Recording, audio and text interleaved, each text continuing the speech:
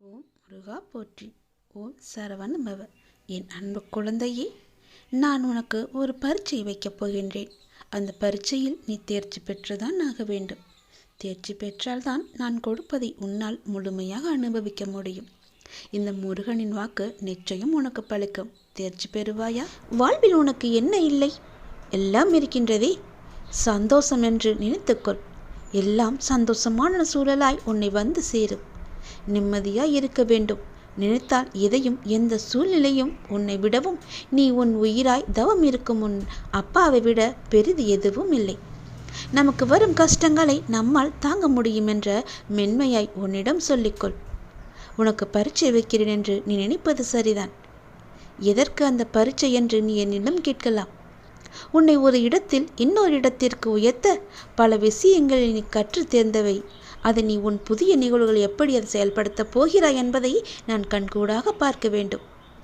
அதற்கு நீ தயாராகிவிட்டாயா என்று பார்ப்பதற்காகத்தான் இப்பொழுது உனக்கு அந்த பரீட்சையை வைக்கப் போகிறேன். அதற்காக எவ்வளவு காலம் என்று நீ நினைப்பது சரிதான். ஆனால் முழுமையான முறையில் ஒன்றை தயாரித்தால்தான் அது நல்ல முறையில் இருக்கக்கூடும். அது நீண்ட காலத்திற்கு உன் கூடவே வரும். அது நல்ல முறையில் இருக்க வேண்டுமென்றால் நான் உனக்கு இந்த வைக்கும் பரீட்சையில் நீ தேர்ச்சி பெற்றுதான் ஆக வேண்டும்.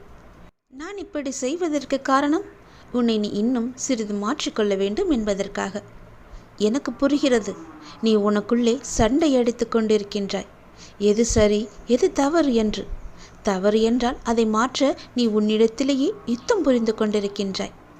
இந்த நிலையற்ற சூழலெல்லாம் நிறைவான நிலையுள்ள வாழ்க்கையை உனக்கு கொடுக்கத்தான் நான் இந்த குழப்பமான மனநிலையை உனக்கு கொடுத்து கொண்டிருக்கின்றேன். இந்த குழப்பத்தை கண்டு நீ பயந்து விடாதே. எதிர்காலம் எப்படி இருக்குமோ என்று பயத்தில் நீ இருந்து விடாதே. எல்லாமே மாறப்போகிறது. எல்லாமே மாறப்போகிறது. உன்னுடைய கஷ்டங்கள் எல்லாமே மாறப்போகிறது. உன்னுடைய துன்பமான வாழ்க்கை எல்லாமே மாறப்போகிறது.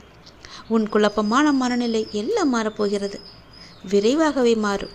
உனக்கான அழகிய வாழ்க்கை உன்னை தேடி வந்து கொண்டிருக்கின்றது. என் கரம் கொண்டு அதை நான் உனக்கு கொடுக்கப் போகிறேன்.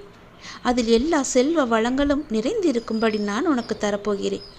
நல்ல பெயரும் நல்ல குணமும் பெற்ற என் குழந்தை மென்மேலும் வளர்ந்து சிறப்புடன் வாழப்போகிறது. நிம்மதியான மகிழ்ச்சியான வாழ்க்கை அங்கு இருக்கப் போகிறது. நிலைத்து நிற்கும் உன் செல்வ வளங்களை எல்லாம் பெற்று சீரும் சிறப்புமாக நீ வாழப்போகின்றாய். நான் உனக்கு கொடுக்கும் இந்த அழகிய வாழ்க்கை நான் ஆசீர்வதித்து கொடுத்தது. அப்படி அந்த வாழ்க்கையை நீ வாழ வேண்டும் என்றால் இப்போது நான் வைத்திருக்கும் பரீட்சையில் நீ தேர்ச்சி பெற்றுதான் ஆக வேண்டும். எல்லாவற்றையும் கொடுத்து இப்படி என்னை ஒரு குக்கியில் இழுத்து விட்டாயே சாயப்பா என்று நினைக்கலாம். உனக்கு ஏற்கனவே சொன்னது போலத்தான். நீ இன்னும் பக்குவப்பட வேண்டியிருக்கிறது. நீ இன்னும் உன்னை மாற்றிக்கொள்ள வேண்டியிருக்கின்றது. அதற்கான சிறு வழிதான் இது. நிச்சயம் உன் வாழ்க்கை அழகாக மாறும். இதில் மட்டும் தேர்ச்சி பெற்றுவிடு. நான் பார்த்துக்கொள்கிறேன்.